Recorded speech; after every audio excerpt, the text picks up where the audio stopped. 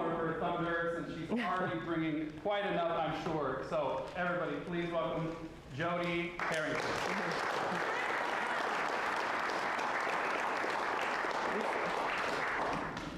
We'll get this. There we go.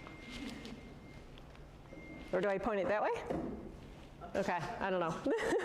So yeah, he already gave an introduction, but yep, I'm Jodi. I do have 2 boys, Jude and Jace.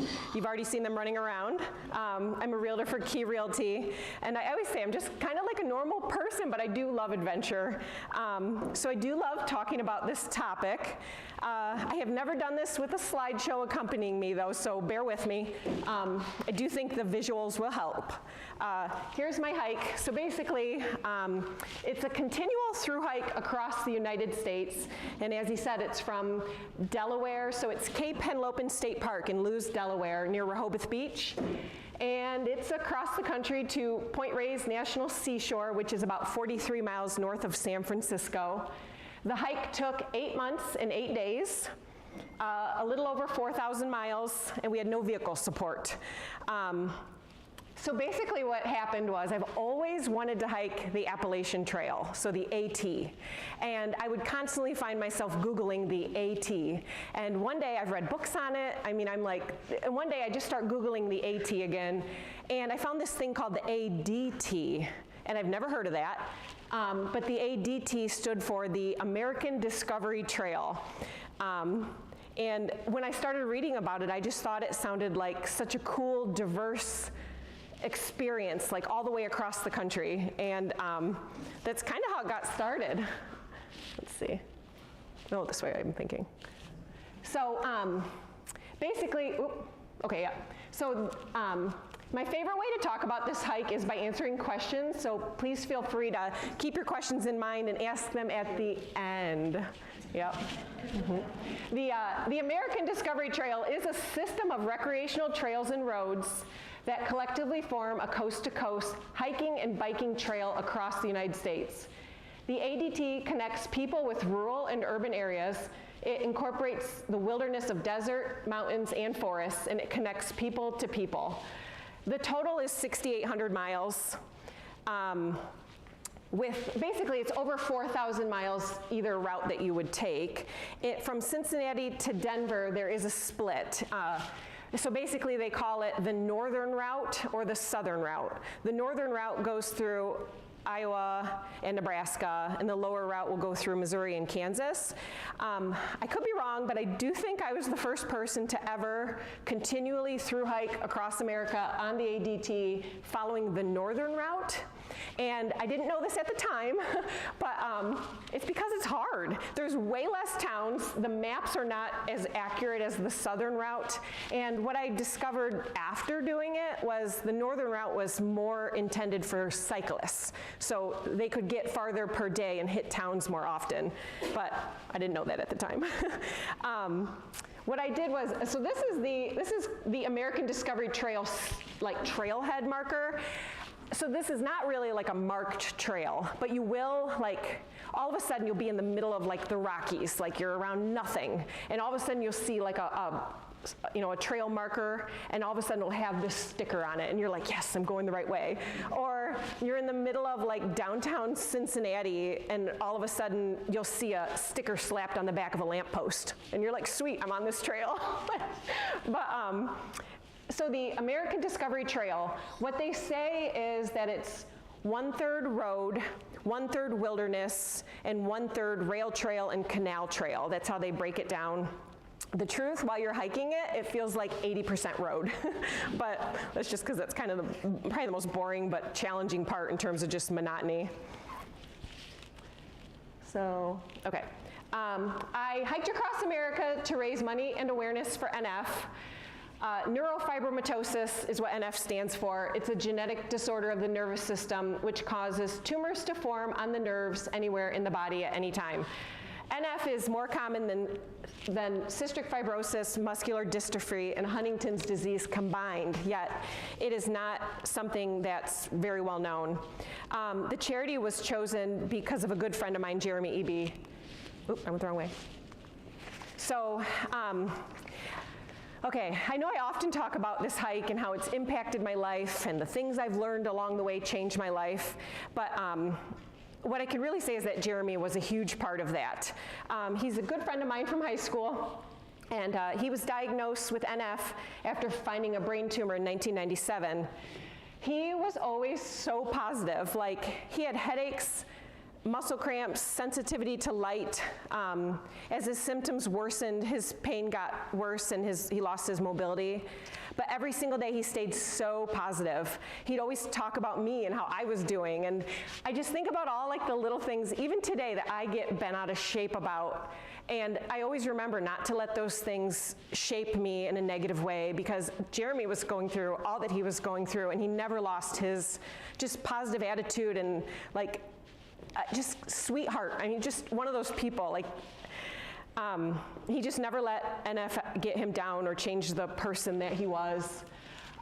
So Jeremy and his family drove me out to Delaware to begin the hike, and he also flew out to see us finish. He bought me my little mini 2-pound laptop that I carried along the way, and he kept in touch the whole journey. Like, he was so worried about me the whole time, and he's back home, you know, struggling with everything he's got going on. In 2015, Jeremy did pass away from NF. He's survived by an awesome family and his son, Cole. And even though he's not here today, he has touched so many people's lives for the better, including mine.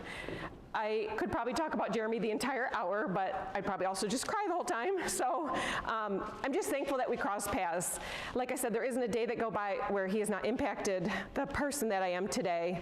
So I definitely wanted to make sure to include him in the talk.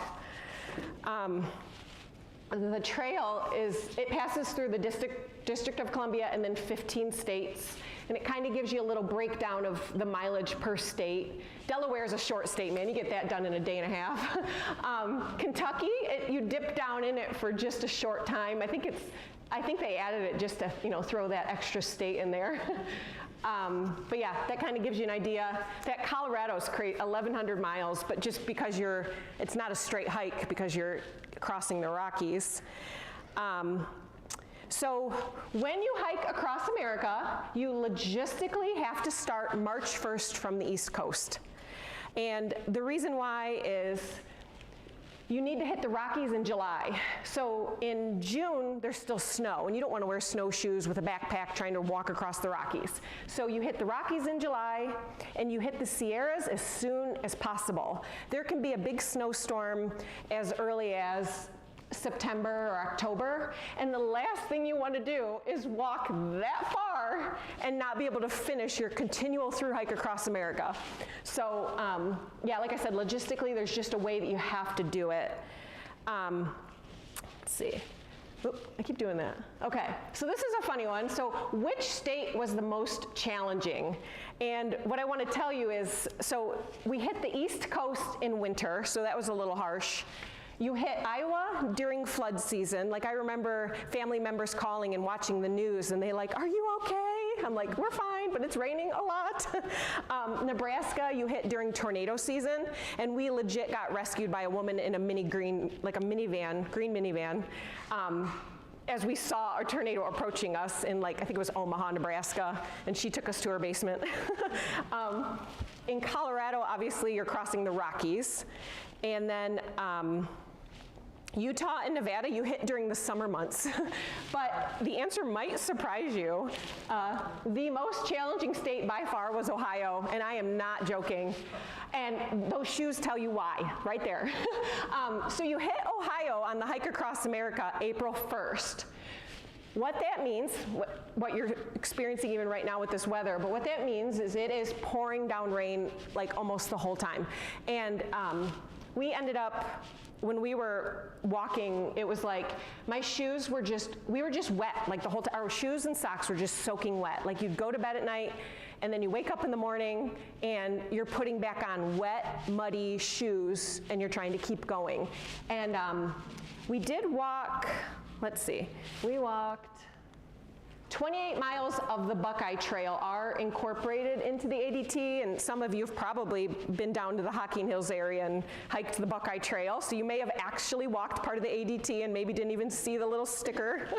But That's the actual trail. Like, there's my hiking partner looking back at me like, are you kidding me? Like, we felt like there were so many pieces of it where we just felt like we were walking in a giant wet ditch.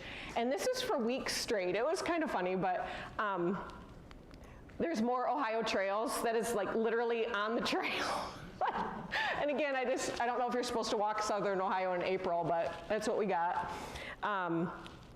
So yeah, by far, and my hiking partner would agree that Ohio was actually the most challenging state that we had. And another part was, like, you lose your morale. Like, on the Buckeye Trail, we kept getting lost. I don't even know how to explain it, but they have the little blue blazes, but we kept, I feel like it could be better marked, but it's one thing to walk in stuff like this all day. It's one thing to walk in that and then find out you went 2 hours the wrong way and have to backtrack. Let's see. So, preparation for the hike across America. I kind of broke it down into 6 categories. And I'll kind of cover each one of these as we go here. Let's see. So, okay. This one, so I always say this, but the hike across America is just full of life lessons that stick with you, and I'll share some of them today. This is a big one. So in the hiker world, there is a saying called hike your own hike. It's mainly known on the Appalachian Trail, so some of you that are familiar probably have already seen this before, but basically there's white blazes on the Appalachian Trail, and there's blue blazes, and there's even yellow blazes. White blazes on the Appalachian Trail are considered like you're a purist. You're going to try to hike the trail exactly how it's laid out. You're not going to go anywhere extra. You're going to follow this trail, and that's your goal. The blue blazes mark other parts of the adventure, maybe a side, something you could, divert off to see something cool, or maybe a shortcut of some sort. And the yellow blazes actually mark like a straight up, you can hitchhike and skip a big portion of a trail or something. But I guess what I wanted to say was it's one of those things where it applies to hiking, but it really applies to life, like all of life. A lot of things are not black and white or right and wrong exactly. When it comes to hiking and life, you have to consider what you want to get out of it. You've got to consider what you think is important, and then you have to be realistic about your own limitations. So related to this hike your own hike topic is partners. So there's a short version. I'm going to share the little bit longer version because of what I'm doing today. But when it comes to partners, it all started out, I actually invited one of my guy friends back home, Dustin, to hike with me. It was Jeremy's best friend, and Dustin was like, absolutely, let's do this. And then he invited Kevin, his friend, to also join us. And it was fun, but I always try to say it, I was definitely the one taking it more serious. Like, we didn't even have gear yet, and like we didn't even have a tent. And I remember Dustin bought like a Sasquatch belt buckle. It's just one of those differences. Just a few days, like less than 3 days before we were supposed to drive to Delaware and begin the hike, Dustin and Kevin approached me to tell me that they wanted to bicycle the middle portion. So they wanted to bicycle from Cincinnati to Denver, and I was crushed. Like, I'm walking every step. Like, that's what I wanted to do. I set up a trail journal. I got sponsors. We had a charity. I bought all the gear. We'll cover it in a second, but I buried water in the desert. And it all worked out, and it kind of goes along with that hike your own hike mentality. They knew they weren't prepared, like the training and whatnot. Their idea was, if they bicycle the middle, then they don't have to hit all the big miles every single day. And the expenses will be less because the time will be shorter. So I understood why they were choosing to do what they did, but it threw me for a big loop 3 days before I was supposed to leave. And like I said, it all worked out. We did head to Delaware together, and that's actually, so we left March 1st. Dustin and Kevin took off February 29th. It was a leap year. So that is actually, I took the first few steps with them on their journey. And we did cross paths a few times, like the first couple of days. We just crossed paths. But I just laugh about the differences in mentality. Like, I was so obsessed with my pack weight. I wanted my pack to be as light as possible. And there's Dustin with a guitar, fishing gear, ninja stars, because he was going to kill squirrels along the way. His pack legit weighed 80 pounds, okay? So Dustin's still one of my best friends today. Louise, his wife, is one of my best friends and workout partners. And I still don't know if I will ever get the full story about their hike. I know they picked up a dog, which also means dog food. Like, I think, at least from what I've heard, there were rumors that they got picked up by a band and they hitched across the whole country as roadies and did make it to California. So I don't know if that's true, but that is what I was told. So again, they were on their own adventure. It just wasn't my adventure, and good for them. It's Dustin and Kevin. Now, in this other picture, so when Dustin and Kevin backed out on me, it was like, well, what do I do? I already had said, if you logistically want to walk across America, you need to start March 1st from the East Coast. Well, there happened to be 2 other people doing that. And Josh and Ron had set up trail journals online. So there's, and I'll talk about it later, but there's a site where you can set up a trail journal. And so I messaged them, and I really used MySpace. I messaged them on MySpace, and that was how I kind of got in touch with them. Let's see. Ron's this one right here. He, let me be clear about this. Everybody hikes differently. Everybody does their own different way of even living life. Ron had previously hiked the Appalachian Trail. He was really good at what he did. Just super nice, a super quality person, like just a thinker, but his style was just different. He liked to stop at gas stations for food. He didn't care about the ADT. He just wanted to get across America. He planned on taking more of the southern route where we were going to take the northern route. He just kind of wanted to cut miles and stay on the road instead of sticking to the trail. So when we got to Ohio, we did decide to split up. The 3 different charities, 3 different personalities, it was just too much. The cool part is we met up with him, I think it was near Colorado, but we met up with him for a couple days and we hiked with him mid-hike. And then he finished his hike in September. So, and what's super cool about Facebook is he and his dad came to visit me just a few years ago on their way to a baseball game. So it was kind of fun to see him again. But when people ask me, who did I hike across America with, my answer is a complete stranger that I met on MySpace, because that is what happened. So let's see. Oh, sorry. This is what I mean. I'm not used to the PowerPoint thing.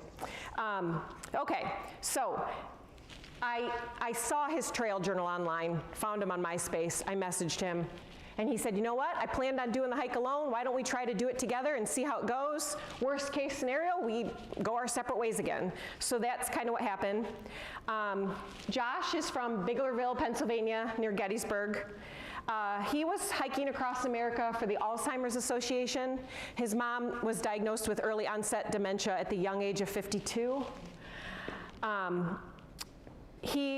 I kind of lucked out here. He was a kayaking instructor. He was a skiing enthusiast. He owned his own outdoor gear shop. He was a mountaineering guide. To say I lucked out was an understatement because I had no experience whatsoever.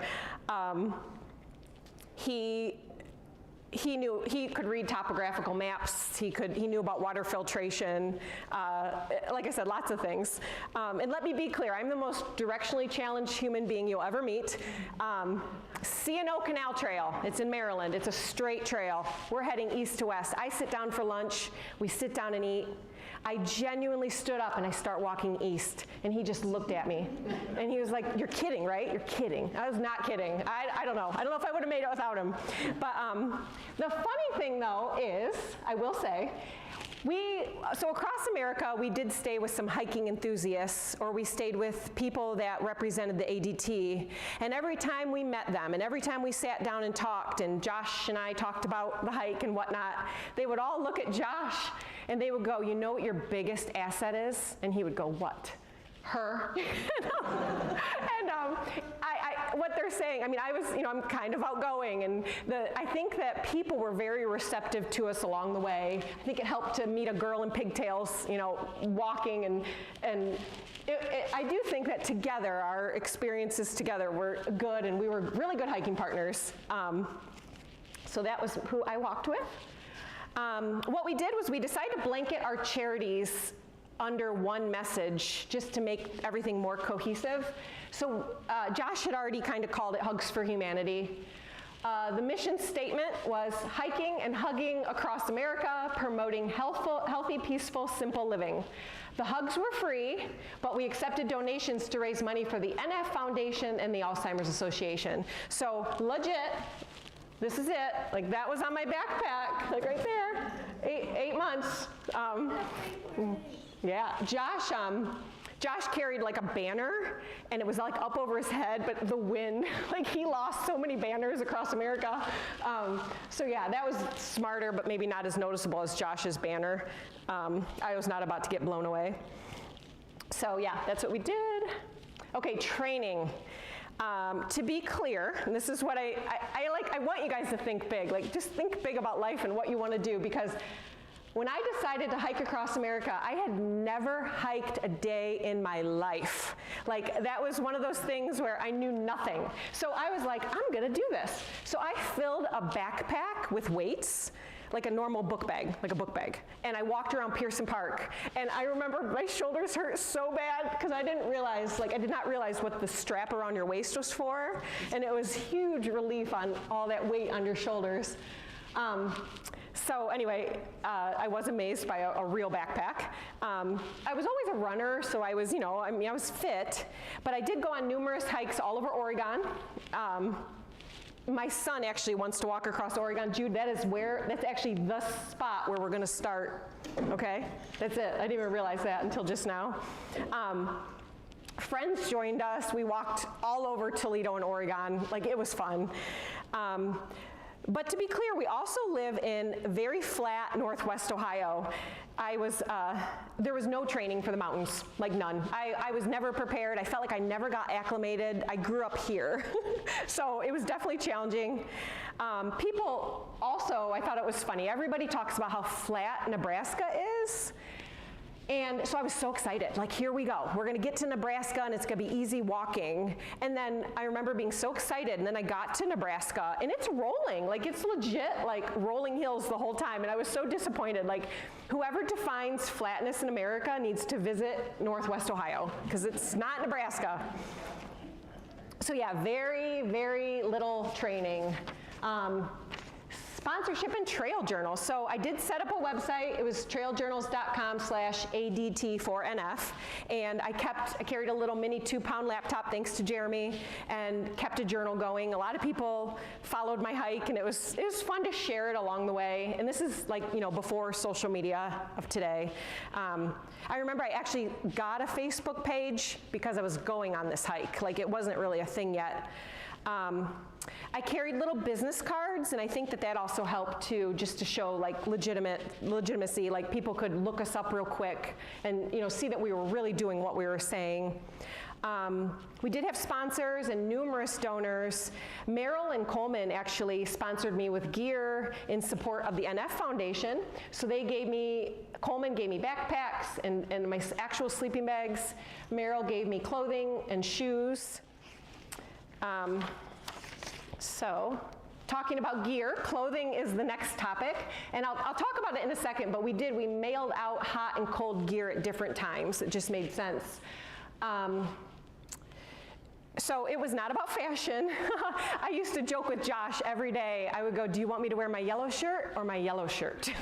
And legit, this was it. Like, this was my shirt. Like, that's what I wore, just a lightweight something, that was breathable and dried. It is very faded now. And then the other thing I found funny was I bought these like zip-off pants, and I thought, how cool, I'll wear shorts sometimes, I'll wear pants sometimes. And what I found to be interesting was I ended up wearing the pants the whole time. Like it was, when you had long pants on, it keeps the sun off of you, it keeps the dirt off of you. You just stay so much cleaner when you have long pants on, and then the ticks. There were so many ticks. So it was just funny because I pictured using these more, but I ended up just wearing pants the whole way.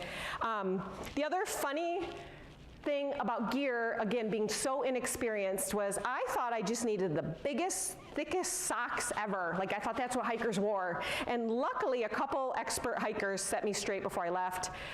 You actually don't want thick and heavy socks. You want to wear like the thinnest sock liners that you can possibly get. I got these at Woodville Surplus. Foot health is so important on a long hike like this. And I didn't think about it, but every time you take a break, you take your shoes off, and you let your feet and your socks dry out. That's what you do. And so yeah, no heavy socks, just these lightweight little sock liners was what I ended up hiking all the way across the country with. And I didn't even get a blister. Like, that was perfect. I know, yeah. So let's see. Okay, so there's a joke in the hiking world, but when it comes to pack weight, you can choose to enjoy hiking or camping, but not both.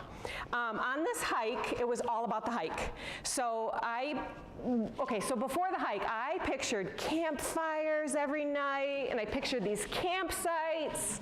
And I'm gonna tell you, on the hike across America, I think we had 2 campfires. And that was only because we already met somebody that already had one going. Like, when you're walking all day long, the last thing you're gonna do is collect any wood.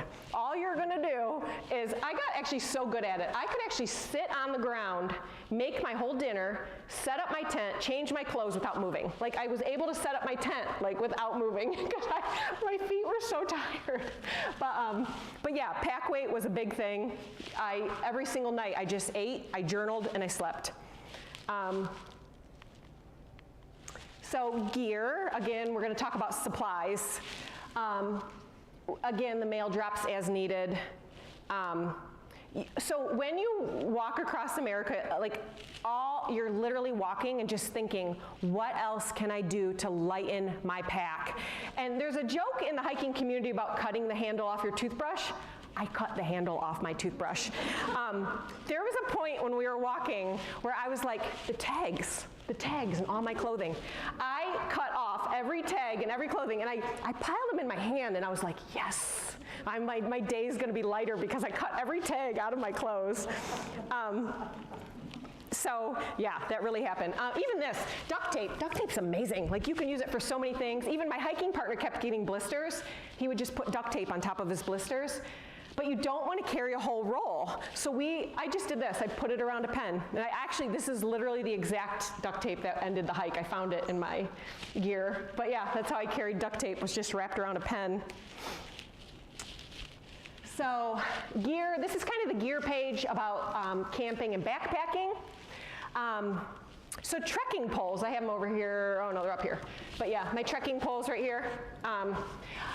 I thought they were amazing. Like, they kept a little cadence while you're going. I felt like they took some of the weight off of your back. Even hiking in the mountains, I felt like it helped you with your footing. But I found it funny because Ken and Marcia Powers, they're a famous couple in the hiking world. They did what's called the Grand Slam. So they hiked the AT, the Continental Divide Trail, and the Pacific Crest Trail, and they hiked the ADT. I think they did it in their 50s, like everything they did. So anyway, they cannot stand trekking poles. And I was like, how can you not stand trekking poles? Like, I just think they're the best thing ever, but they felt like it was just extra weight that they didn't need.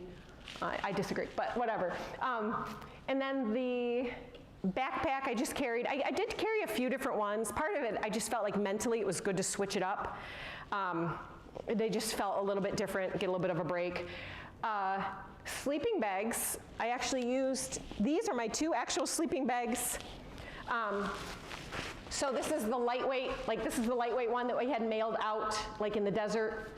And then this is one, so 40 degree, and then this is a 20 degree bag that's a little bit heavier that we use like in the mountains and on the East Coast. And again, when I got to that point, I'd have my brother mail me, and I'll talk about that in a second, but yeah, we mailed those out.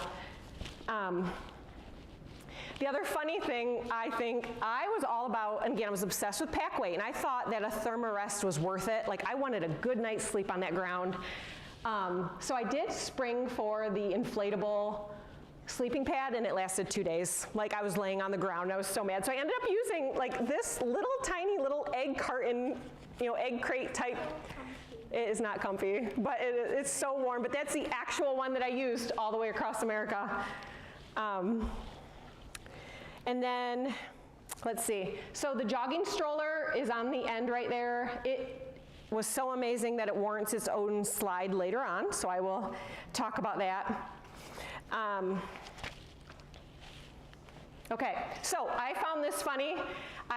In preparation for this for this talk today, I started thinking about it, and this is before smartphones.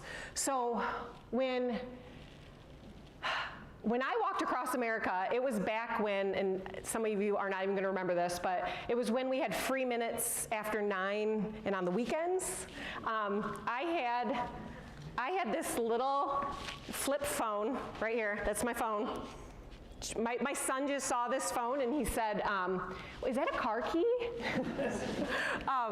So yeah, this was my phone. I kept it turned off in a Ziploc baggie the entire hike. But I started thinking about it, and I'm like, man, with smartphones today, again, pack weight obsessed, I am pack weight obsessed, what would this have done? So a smartphone today, I kind of did like a little thing here, 6.8 pounds right here. Like, that's what a cell phone today would replace. I had my camera with a charger, the charger was this big thing, like I'm carrying that, my music, a compass, my colored, this was like high tech, like colored GPS, my watch, chargers, rechargeable batteries, even the headlamp, a laptop, even the turn-by-turn directions I could have put in a smartphone instead of carrying these booklets.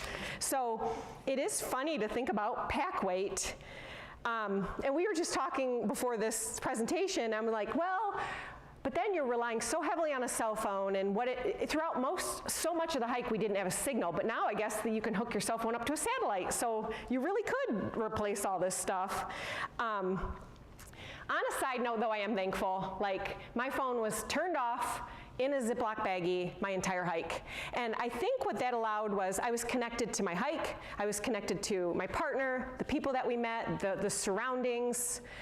I admit, if I was on the hike today, social media, like, doing the thing, I'm thankful that I actually did experience the hike without social media of today. But 6.8 pounds is hard to pass up. I think I would have taken my smartphone over all that.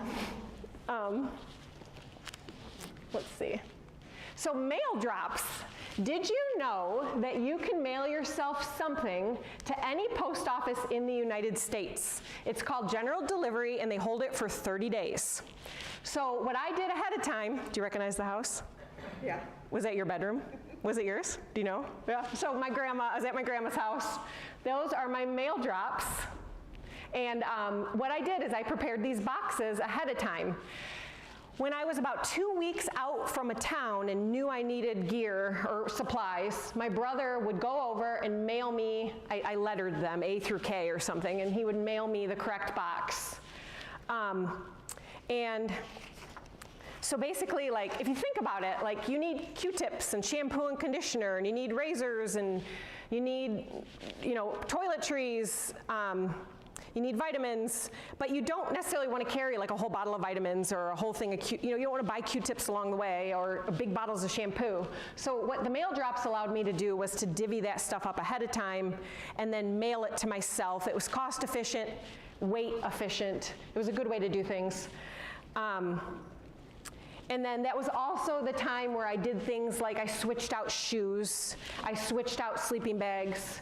I have several, they're on the floor, but I have several different coats. I switched out different coats depending on the temperatures. But yeah, mail, general delivery. It came in handy, and it was good preparation. So this one's fun to talk about. So to walk across America, the towns across Utah and Nevada are sparse. So you have to think through water. I call this the prelude to the hike. I went out west and buried water before the hike. So there was so much kindness. There were so many memorable stories. I had no clue what I was doing, but it all worked out. So what I did was I left the day after Christmas, and there was a winter storm. And again, I knew nothing, you guys. Like, I thought the desert was warm all year long.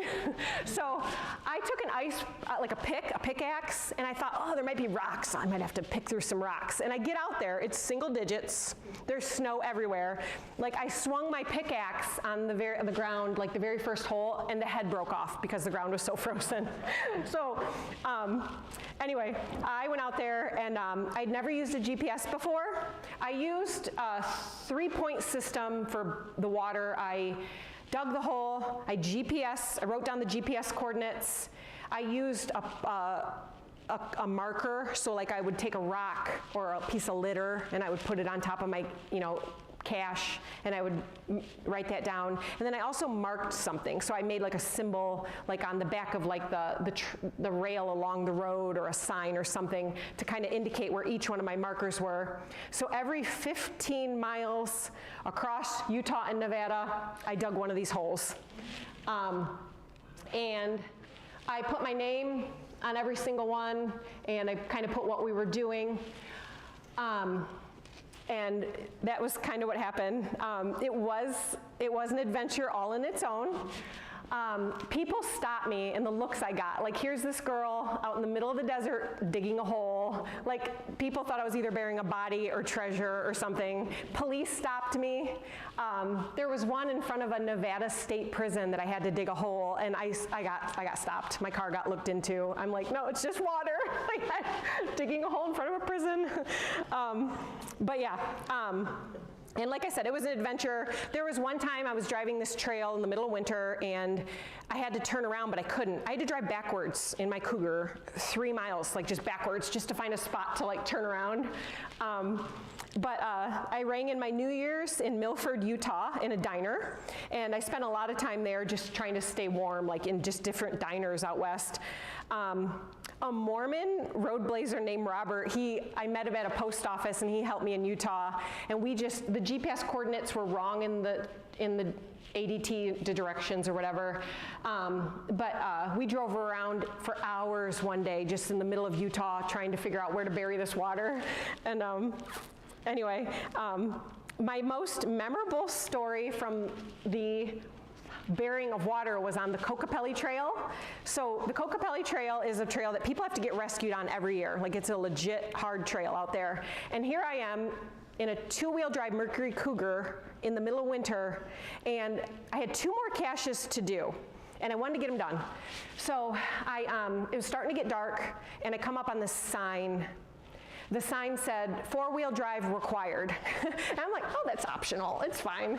So I start driving down this trail, and again, it's dark, it's getting dark. So I'm looking at my GPS, so I'm driving like this, looking at my GPS, following the little arrow, and I keep glancing up, while I'm driving, and there's white. So it's dark out, so you could just see white, the snow, I could just see it. I'm driving, and I don't know if any of you watch The Office, but there is an episode where Michael Scott is obsessively staring at a GPS while driving, and he drives straight into a river. That was me, that close. I was driving, looking at my GPS, driving, and I glance up, and instead of the white snow, I see black. I'm like, black? And I slam on my brakes, I slid down this hill, and I was this close to ending up in the Colorado River. And so I don't know what to do. My car's stuck. There's no getting out of that. So I got all my clothes on, like all the clothes that I had, and I grabbed my sleeping bag, and I grabbed a flashlight, and I left a note on my car, and I actually wrote like Jodi Harrington, I put like where I was from, and I put the date and the time, and I put the year. I was like, I don't know who's gonna find me or my car. So I walked 6 miles in the dark, and I remember, again, I know nothing, so I see like airplanes, and I'm like flashing them with my flashlight, and I'm like, maybe somebody will save me. So I walked 6 miles in the dark, and I get to the road. And you don't feel excited about getting to the road because there's nothing there. So I mean, it's like the middle of nowhere. So I start walking along the road, and all of a sudden a car comes. So I like flag down this car, and they turn around, and it's super cool. It was this young group of kids going to ice climb in Moab, Utah. So they pick me up, and I look back on this and I just think, I don't know why I thought this was all okay, but they just dropped me off at the nearest house we saw with lights on. And there are like hardly any houses out there. So, and I think in my head now, if I ever did that with somebody, I'd make sure they were okay before I pulled away, but the kids didn't. They just dropped me off and I walked up, and boy did I luck out. So here I am in the middle of the desert, like there's a house with lights on. And I walk up to that door, I don't know who I'm gonna get. And I met Jennifer and her dog. Within 5 minutes, she had my socks in the dryer and she gave me blueberry tea. And not only was Jennifer and her dog, like they totally were so hospitable towards me, but she had chains. So she took her Subaru and we went out and found my car in the dark. And she tried to get my car up the hill. We got it like halfway up the hill, but we weren't gonna get it. So we ended up going back home, and her neighbor, 22-year-old Terrell, had a truck with better chains. So Terrell got my truck out, or my car out, sorry, two-wheel drive Cougar, and he got it up the hill. And what was super cool was on the actual hike across America, so that was in December or January. So in the actual hike across America, you know, August maybe, we're walking down the road in the middle of Utah, and who pulls up? A white truck, and it's Terrell, you know? Like, it was so cool. So anyway, like I said, the burying of water was like a prelude to the hike, and it was an adventure all of its own. Super cool. So, oh, sorry, there was the Kokopelli Trail. There's the river I almost ended up in. But yeah, that's that. So, gear weight. So when I started the hike, my pack weighed 34 pounds. So after 1 month of walking and cutting the tags out of my clothing and getting rid of whatever I could, I was down to 30 pounds for my pack weight. During the summer months, I could get my pack all the way down to 22 pounds. During the winter months, I was at 25 pounds. And you see the little asterisk. When Josh and I calculated pack weight, we used 2 liters of water and 4 days of food to keep it, you know, consistent. Hiking into the longest no-town stretch in the Rockies, I carried in the low 40s. Like I was 42, 44 pounds because you just had to have so much more food and then heavier gear. And then a hike lesson that stuck with me even to this day is just, I'm reminded of how little I need to be happy. Like, I was literally living out of a 20-pound backpack and super happy. Like, stuff's cool, I have a lot of stuff, but like, it's not what makes life the meaningful thing that it is. So again, it's just one of those things that like, I still think about every day. I'm like, just that 20-pound backpack and just how happy I was. See if that, oh. So sleeping stats, number of nights in a shelter, 6. So that means like we got to a park and we found, you know, picnic tables that we could just kind of shelter, something to lay under. We spent 103 nights in a tent, 5 nights under the stars, like it was just so nice, no bugs, we didn't need the tent. 29 nights in a hotel, 8 nights in a hostel, 101 nights in a house. And one night, thanks to California, we spent 1 night on a houseboat. And this is another hike lesson that I'll never forget. Every night we had a place to lay our heads. There was no need to worry. It all worked out every single night. And I guess, like, what I want to say about how that stuck with me is this. Like, it was deliberate. Like, I didn't know where I was going to be at the end of the day. I definitely didn't know where I was going to be the next day. So there was no, you couldn't worry. You couldn't worry about where you would be 2 or 3 days from now because you didn't know. And you didn't stay in the same spot. So it was just one of those things where all of a sudden, like several months into the hike, we were like, huh, every night it just works out. And I don't know if you guys really know how much that like impacts who you are, but like, I was just at my New Year's party and somebody was like, how do you not have anxiety? Like, I do a lot. I handle a lot. I work a lot. I have my boys. And I was like, I just don't. And I actually think about this hike. Like, if I made it across America 8 months and every single night I was safe and I found a place to lay my head. Like, there's no point in worrying about the things that aren't in your control, or like, I don't know, it's just one of those things I really think about all the time, and I'm kind of thankful for it because it's kind of shaped the way I look at life today. Life works out. So let's see, the next one. Okay, that's another one. Let's revisit this one. 103 nights in a house. And then another unforgettable lesson is the kindness of people. And this is what I want to ask all of you today. You can picture me. But if I came up and knocked on your door at 7 o'clock at night, and I asked to put up my tent in your backyard, would you say yes? I would. I mean, I would let somebody put up a tent in my backyard, absolutely. But would I invite them in? Like, I'm going to tell you, and I mean this, 103 nights. We knocked on doors and said, we're hiking across America, here's a little business card, you know, I had pigtails, you know, can we put up our tent in your backyard? And not one person, not one, turned us away, not one. And what blows my mind is that the majority of people said, sure. Do you want to sleep in a bed? You know, we just made dinner. Do you want to eat with our family? Do you want to shower? Do you want laundry? Yes, yes, yes. But like, it blows my mind. Like, people gave us their car keys. Like, people said, do you want to run into town and get some supplies? Here's my car. People, like, after meeting us for one evening, like, and I'm tired, okay? Like, I talked to you for about 30 minutes and I'm gonna fall asleep. But one evening, we'd wake up in the morning. This happened multiple times. There'd be a note on the counter. I had to go to work. Help yourself to breakfast before you leave. Like,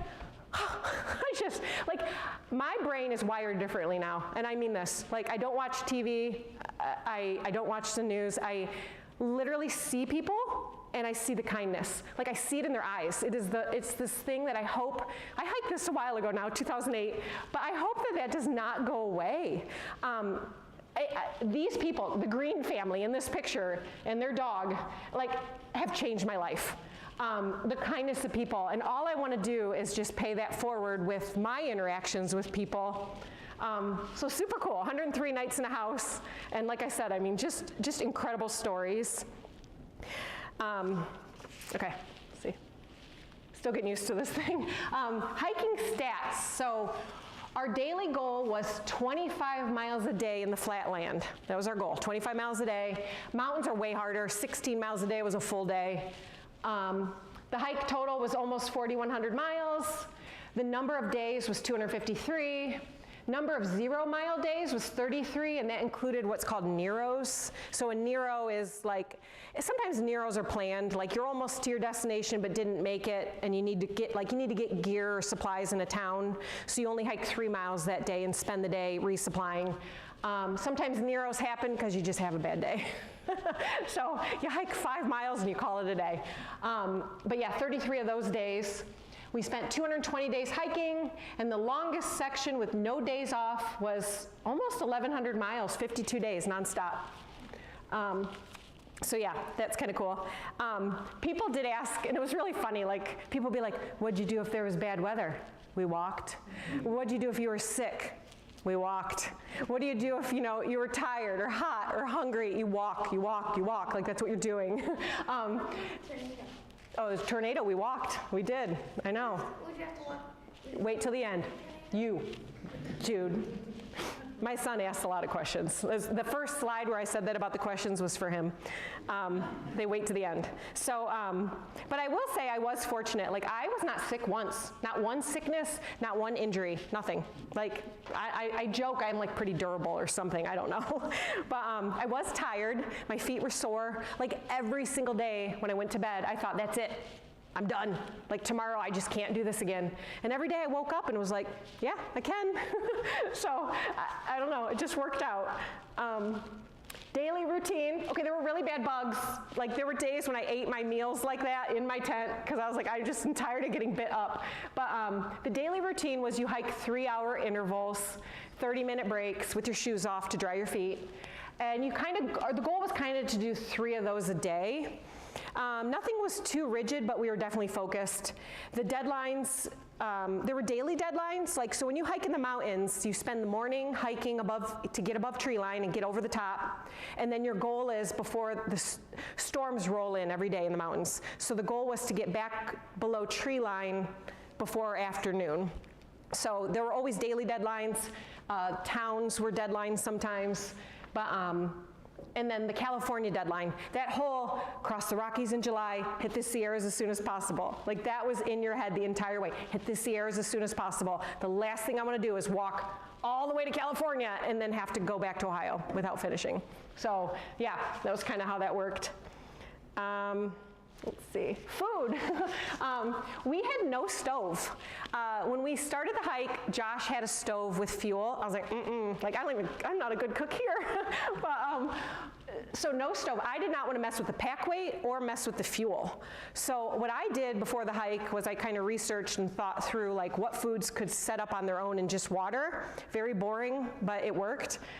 Peanut butter, oatmeal, couscous. You put couscous in water for an hour or two, it sets up just like you heated it. Whole wheat pasta, kind of gross, but still did it.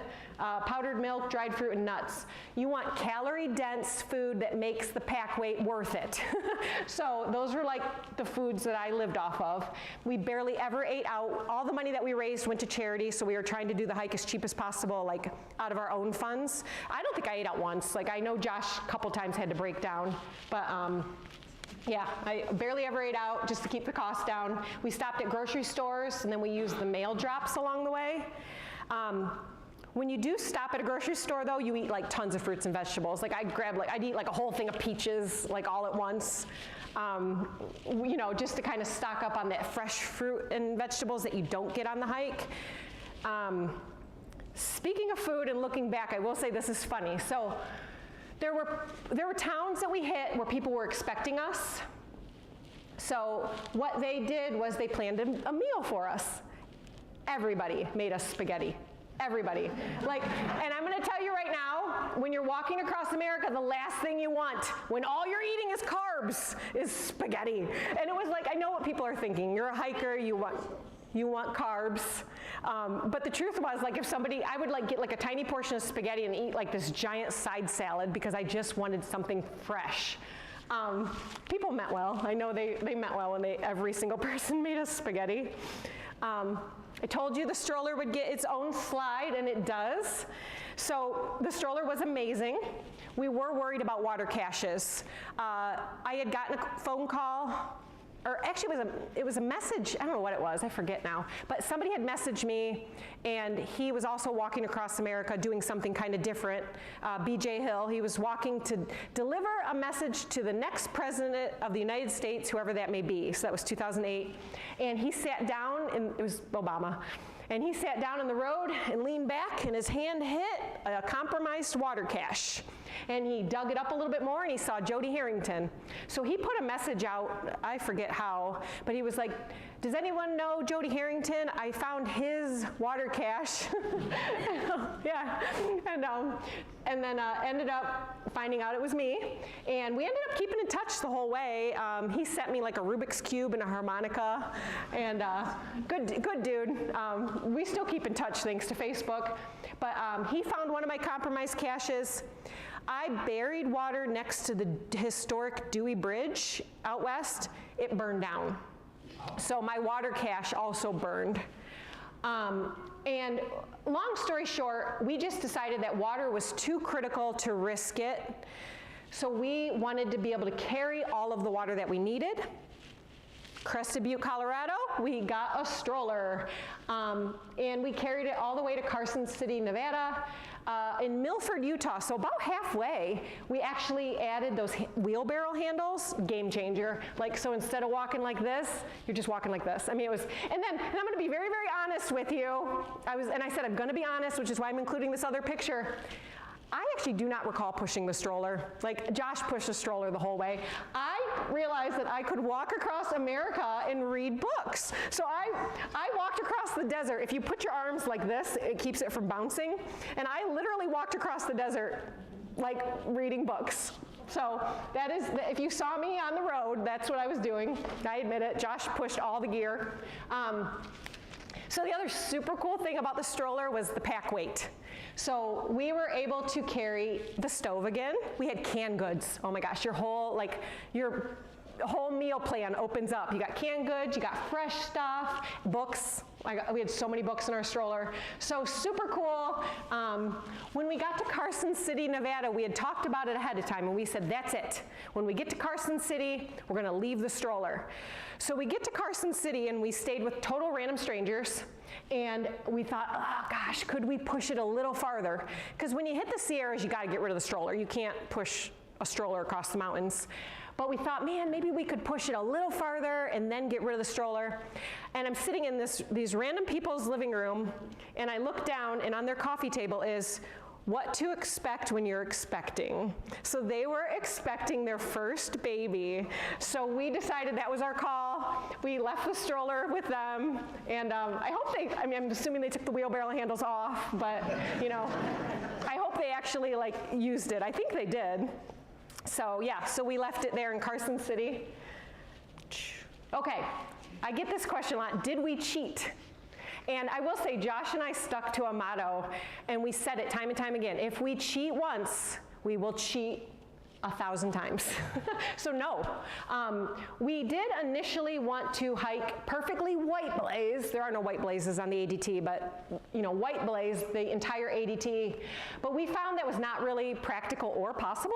So the ADT comes with a series of these booklets, legit turn by turns with GPS coordinates for every single turn you'll make all the way across the country.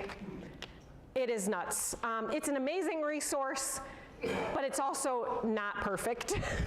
So what we found hiking across the American Discovery Trail was the idea that we could conceptually follow these booklets the entire way. Not gonna happen.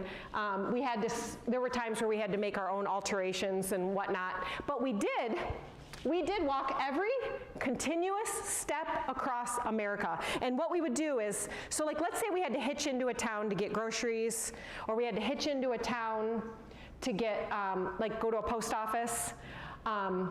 What we would do is we would hitch back to the same spot, touch it, and then keep walking west.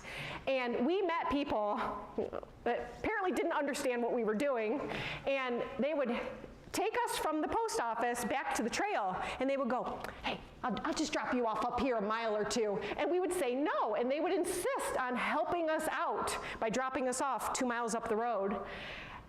We would get out of the car, and we'd walk back, we would touch our spot, and then we would head back west. So if you're ever picking up a hitchhiker who's walking across the country, drop them off where they say they want to be dropped off. But yeah, we walked every step. That was a big deal to us, and we did it. So, was I ever scared? So in Iowa, Josh and I wanted to experience what the hike would be like by ourselves. So in Iowa, we split up for a few days. So I walked one road, he walked another road. And I wouldn't say I was scared, but it's just different. You're just more nervous. If you twist your ankle by yourself, that's a serious thing. If you twist your ankle with a hiking partner, you're gonna be okay. I also, so I'll talk about this too. So Josh in Crested Butte, Colorado went home. Josh said he was homesick. He wanted to see his mom. I'm thankful, I know he's thankful that he went home because he said that was probably the last time that he saw his mom where she actually recognized him. But he went home and said he was gonna quit the hike. So I thought in Crested Butte, Colorado that I was gonna have to walk the rest of it all by myself. So I kept going. Luckily, he changed his mind and came back, and in Green River, Utah, he met back up with me, and he continued the hike with me. During that stretch, I'm just nervous. I'm a female, I'm walking all day long by myself. You can obviously kind of see what I'm doing. You might not understand, but, and then when in the middle of the desert, you're trying to there was no, how to say this? There was no getting off the road far enough to not be seen. So it was like setting up my tent and feeling if anybody drove by, in the headlights, they're gonna see my tent. And so I was just more nervous, I guess, I don't know. Where when you have a hiking partner, you're right off the road, here's my tent, I'm not walking any farther, this is where I'm gonna sleep tonight. So yeah, was I scared? I was nervous when I was by myself. The other thing too is like, just experiencing it with somebody is so much more meaningful. Like, it was, so Jared, did you just walk in? No, I've been here. I didn't see you until just now. Jared helped train with me too. He walked around Oregon. I talked about that earlier. Anyway, yeah, it was just one of those things where I was more nervous, and it's also just more meaningful to share it with somebody. It was lonely by yourself, like just walking all day. So animals, everybody, like, you know when you hike, people always talk about like hanging their food, like hanging up their food bag. Mine was my pillow. I slept on my food every night. Like, we were not worried about animals. I don't know if we were just too tired to care, but we did not hang our food. In the desert, we went to sleep every night with coyotes. I mean, we could see them. I'm just, okay, whatever. They want to eat me, I'm tired, like fine. But no, we did not, nothing really bugged us except for this one story. I think they're goats. I started to think about it today. I'm like, I've always called them mountain goats. I think they're goats. But anyway, so I told you, when you hike the Rockies, you spend the whole morning hiking up. Your goal is then to get over the peak and back down below tree line before the storms roll in. So we spent the whole day hiking up. We get to the top of this mountain, and I see these cute little baby goats. And I remember just being like, oh my gosh, those are so cute. And I get out my camera and I take a picture, and then all of a sudden I see that goat. We had no cell phone signal, like none. We were in the middle of nowhere. It had been days since we'd seen anybody. And all of a sudden that goat sees us, and I'm like, I think we're okay. I was like, should we just make some noise? So Josh takes his trekking poles and starts like beating the ground. And all of a sudden this goat just starts coming towards us. Now, goats don't need the switchback trails. So humans walk the switchback trails all day. Goats just go, so I see this goat like coming towards me, and I'm like, okay, I think I need to go back down. The last thing I want to do after hiking up all day is go back down. So I was reluctant. Josh was like, no, we gotta go. So we start walking the switchbacks. We turn around, that goat's gaining on us because it's not taking the switchback. So all of a sudden, Josh, mountaineering guide, skiing enthusiast, he just starts like sliding down the shale, like just sliding down the side of the mountain. So I was like, okay, I gotta do something. So I got on my butt and just slid down this mountain, like on my butt, trying to get away from this goat that's apparently gonna attack us. And luckily, I mean, I think about this. This is the only shack we saw across the entire Rockies. There was this little shack. It was this little wooden shack. There was no door, and there were rafters, like a loft, and it had this like mattress, like with poop on it. It was so gross. But like we go into this little shack, we jump up on this poopy mattress, and Josh takes his trekking poles like he's gonna stab the goat or something, I don't know. And we barricaded the door, and this goat comes and just starts ramming this little shack. And I'm like, that's it, this is our death. Like, we're gonna get impaled by a goat. So we barricaded the door, and then the goat like knocked the barricade over, and his little, like, goats have the eyes like kind of on the side of their head, and he like peeked in, his little side eye staring at us. But he knocked over like a piece of metal, and it scared him, I think, I don't know. And he ran away, he went away. So we did not want to go back up again. So I was crying, I'm crying, because I'm tired. The last thing I want to do is re-walk down where I just walked all day. And we walked all the way back down, and we camped in the same spot that we had camped in the day before. And Josh got out his maps, because he's that good, and he found a different mountain for us to hike over the next day, and we avoided that goat. So that is our only animal story. Like, that is it at the end. People ask about people. So there was one man in California. We met him. He was sitting on like the milk crates outside of a gas station. He may have been homeless, I don't know. But he wanted to give us money for our charities, and he gave me $10 for our charities and gave us a hug. And super nice. And then like about 10 minutes later, we're walking, he pulls up on his bicycle, and I'll never forget, it was like a different, like his eyes didn't look the same. I mean, I think it was probably mental illness or something. And he accused me of stealing his money. And I was like, oh my God, I did not steal your money. Here you go. And I gave him back his $10. And he kind of threatened us a little bit. But we decided to play it safe. We went into a shop. We called somebody that we knew, and they came and picked us up.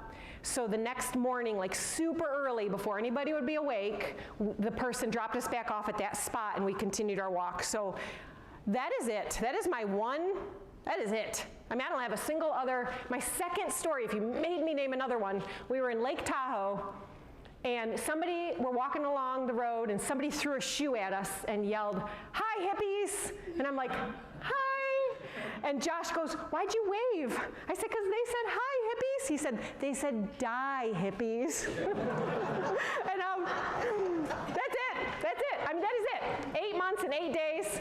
That is the extent of bad stories that I have. I mean, and again, I just hope that like it restores your faith in humanity, like just knowing that that's it. And again, we walk through DC, Cincy, southern Chicago, Lincoln, Des Moines, Denver, San Francisco, countless small towns and nothing but kindness. And I know I already said this before, I'll say it 1,000 times, but I literally don't look at people the same way. Like, there's just a kindness in their eyes that I see that I swear I didn't see before this hike. And I'm thankful for it. The most beautiful state. So this is kind of fun. Colorado, we hit, I don't know if it's like that all year, but we hit it at the most beautiful, like wildflowers, colors everywhere. Just here I am struggling up this mountain every single day, but at least when I look to my left or my right, it's really pretty. The mountain views, like being up on top of the Rockies and all you can see is the snow-covered peaks as far as you can see, like super cool. And I still say out of all my travels, the most peaceful place in the world that I've seen, I've not been everywhere, but is a mountain lake. No buzzing from electrical wires, no car in the distance. Like, it is the most peaceful, and there's something about crossing over these rocky mountains and coming on this green, like, oasis with this beautiful blue water, like, Lake Ann, if you made me name my favorite, it was Lake Ann. Like, that was my favorite spot on the whole hike. If you made me name a second, just because I like to be thorough, Utah, what is it? Perfect, I got it, thank you. Utah was my second favorite, and I would just say this. Utah was like being on a different planet, but not just one planet. Like, it was like multiple planets. Like, I thought Canyonlands, Capitol Reef, Bryce, Zion, they're all so close together. I thought they would all be so similar, and they're not. It is like a different planet for each one. So super cool. This was the #1 most asked question by anyone ever on the hike, and I find it so funny because it's not what I think of. Like, I would think of a million things to ask myself before this, but how many pairs of shoes did I go through? 5. I went through 5 pairs of shoes. When I hit the foam, I called my brother and had him mail me out a new pair of shoes. So 5 pairs of shoes all the way to the foam across America. You know what's funny is I was kind of nervous, but I timed this really well. I got a couple more slides. Would I ever hike across America again? So I get this question a lot too. While on the hike, people ask me this, and the answer was no. Like, no, I would never do this again. I was so tired, like every day. My feet hurt and I was tired. I would bicycle it. If you bicycle, you get to cover more miles, you get to do little off skirts. You get to talk to people longer. I mean, there's so many people that I met, and I talked to them for 5 or 10 minutes, but that's all I could give them. And I wish I could have, given them more. But I do say,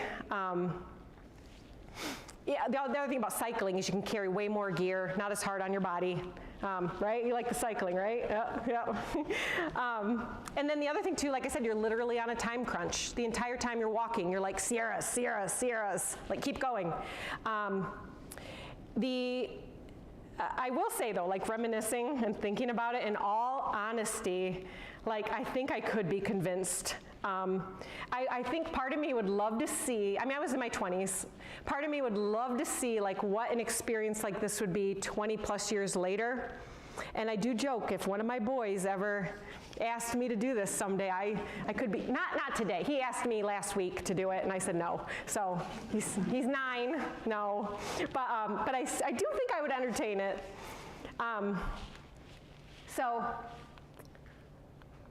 Okay, so I will say it is funny talking about this hike. I am not sharing as many individual stories or interactions as I thought I would, but honestly, it's because they're overwhelming. Preparing to do this talk today, it took me kind of on a nostalgic trip down memory lane. I was reading through my online trail journal. A good friend of mine, Ryan, actually printed this off for me. So that's my whole trail journal printed off. So it's kind of cool to be able to see it. And it just kind of took me to remember all of the things that happened. I mean, I could just go on and on. We stayed with the Glover family. Travis was the little boy that had NF, and he had this big Elvis cutout in Maryland. And we hung out with the Goodies in their garage with their buddies in Illinois. And Dorothy in Iowa sent me on my way with half a dozen hard-boiled eggs in a baggie. We stayed with a couple. So I'll try to, they asked me if I had cats, and I was like, yes, I have 2. And they were like, you don't have cats. I was like, I just said I have 2 cats. And they were like, you don't have cats. They had 19 cats.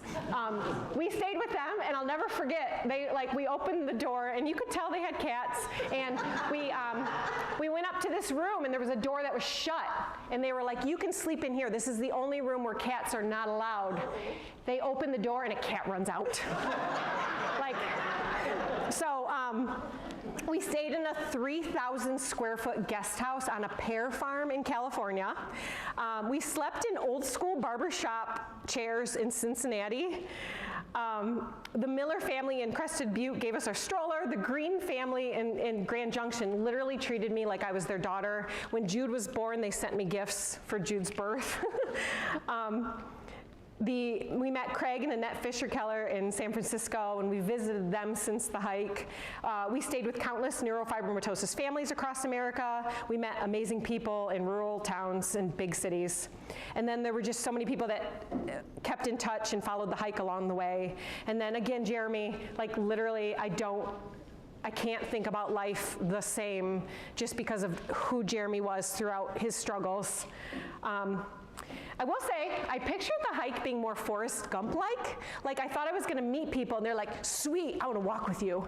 Nobody walked with us. Nobody. Everybody just wanted to feed us. That's what they did. My brothers came out and hiked part of it. A friend that I ran with in college, Joe, and his buddy came out and hiked part of it in Bryce. Yeah, right there. Debbie and Stacy were hiking the CT, the Colorado Trail, when I met. Josh left the hike.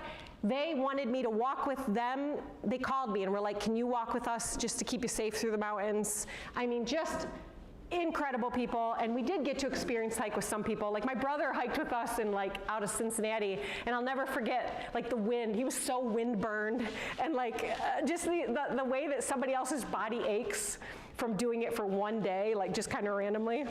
It makes you feel good. And then I will say too, I told my boys they're gonna help me with this part. Here. My Aunt Judy made me this quilt. Here, Jace, I have that little, there you go. You're good, right there. My Aunt Judy is incredible. She followed my whole hike, and then she made me this quilt. You're okay, you're gonna be blinded. Jude's lucky. So she made me this quilt. It has a lot of the major stops kind of along the way marked. And then the cool side though is this side. She did a chronological pictures of kind of the hike, some of the people that we met, the panels where you see the names, in order. We went through my trail journal and we noted every single person that touched our lives or were part of the hike along the way.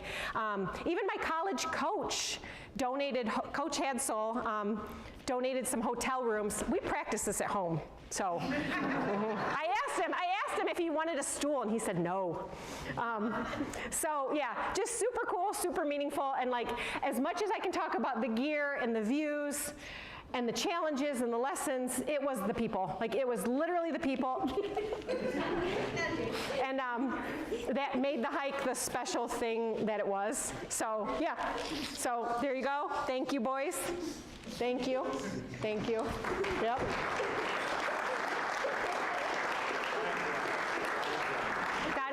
I don't know what time it is. but I think that's the end. Oh, is it time for questions? Do you have a good question? Yes, too. What is it? When did you name the goat? You know what? I feel like we did name him, and now I can't remember. I'm going to have to read the trail journal. So, when you read books, did you read Holes when you were in the desert? I had never heard of that until Yvonne mentioned the movie Holes. No, I did not know that was, I'm sorry, I missed out on life by not reading that in the desert. I did read The Alchemist, though. If you want a really cool experience, walk across the desert reading The Alchemist. Like, that was another life game changer. What else did you read? Ishmael. I read a bunch of books. How many people hugged you? Thousands. How many books did you read? A lot. Yep. And then Kathy Green sent me this cute little iPad thing, this little thing with like audiobooks. And that was like, I think when audiobooks, like, I didn't even know that was, I mean, it was pretty cool. Like it was, and she had already preloaded them, so that was kind of neat too. But yeah, lots of books. From 1 to 10, how much fun did you have? I'll say a 9, because I really was tired and sore. How many animals did you run into? Just those goats? Just the goats. What were you gonna? Did you have any trouble acclimating back? Yes, so that's a thing. So that is a real thing. So I read studies on it before even going on the hike. When you do something like this, your life changes. Like you change. When you get home, you want to share, and you want to, and you get home, and other people, nothing's really different. It's almost a depression that you go through, like an adjustment of like kind of getting back into things, which is probably why I literally kept going. I did some other stuff afterwards, but it was more like I just felt like disconnected. And then, and again, you're so enthusiastic, like you want to share your experiences, but nobody gets it. Like and you can't. Yeah, that's definitely a thing. If anybody, yep. Jodi, did you carry a water filter? Yes, so, but only for parts of the hike. So throughout most of the time, we stopped at gas stations and filled our water. But across the desert, yep, we carried this, and we also carried iodine tablets. And if we ever felt like we were unsure of the water source, we did the filter and the iodine tablets. So you were carrying a lot of water at any one time. 2 liters, yep. And you said you tanked water across the entire state of Utah? And Nevada. So How much water? 5 gallons every 15 miles. With that water when you got there, that's a lot of weight. I know. So again, I don't know if we thought that through all the way, and that's why I'm glad we took the stroller. So to be honest, those caches are still out there. Like we never went and got them or anything. They will decompose eventually. Yep. Mm-hmm. Did you write a book about your? So I love to write. I'm a short story writer. I love to write. It's like what I do. No, I have an online trail journal, like I said, that my friend printed it off. I always joke that one day, maybe when I'm old and can't do all that I do, maybe I'll sit down and create a book. I don't know. I would love to. I mean, I think it's meaningful. But yeah, that's it. But the journal is online. Yeah. What? How much money did you raise for the NF? Oh, good question. Not as much as we thought. I mean, I forget. If you made me name a number, I thought maybe we were near like $25,000 for both charities, but it was more about awareness, and then it wasn't quite the publicity that we thought. We also finished November 8th. Like in California, a few days after Obama was elected, and so it was like the hype in California was, and then there was a major thing that got overturned in California that year, and like I remember being like, oh, this is gonna be a big deal, and instead it really wasn't. I mean, so it's okay. You finished at Point Reyes, you said? Mm-hmm. Was the last segment that beautiful trail over the mountain and down to the beach? Yes, yep. So San Francisco, we walked through San Francisco and then hiked the 43 miles over.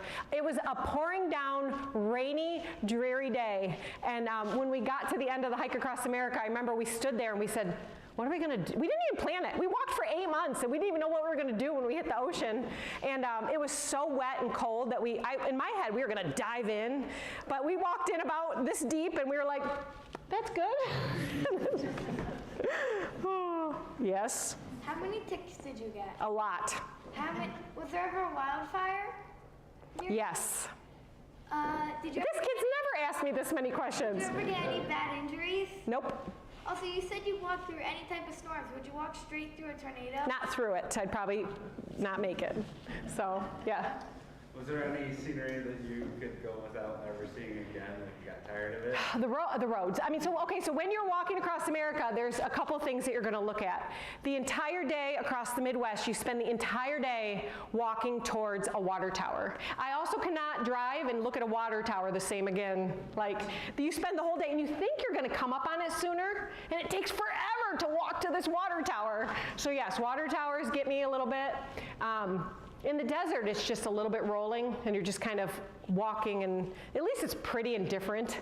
But the water towers, they get me. Yep. Yes? Jodi, did you lose any weight on that? So honestly, during the hike, I would say not. Josh did. I swear my body just acclimated like to what I was doing.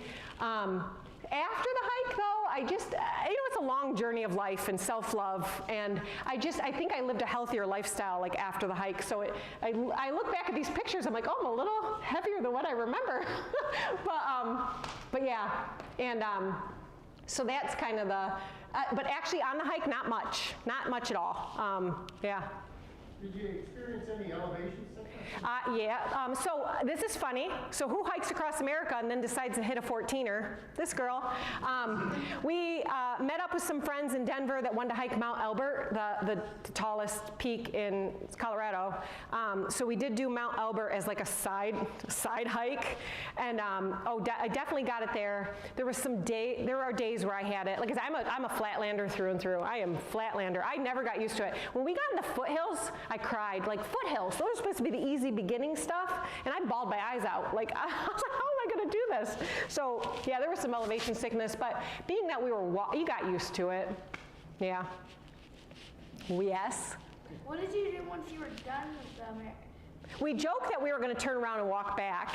But no, actually, I spent that. So I came home, and I wanted some time to reflect. I actually went up north, not on Papa's house, by myself, and I spent a winter by myself up in the UP.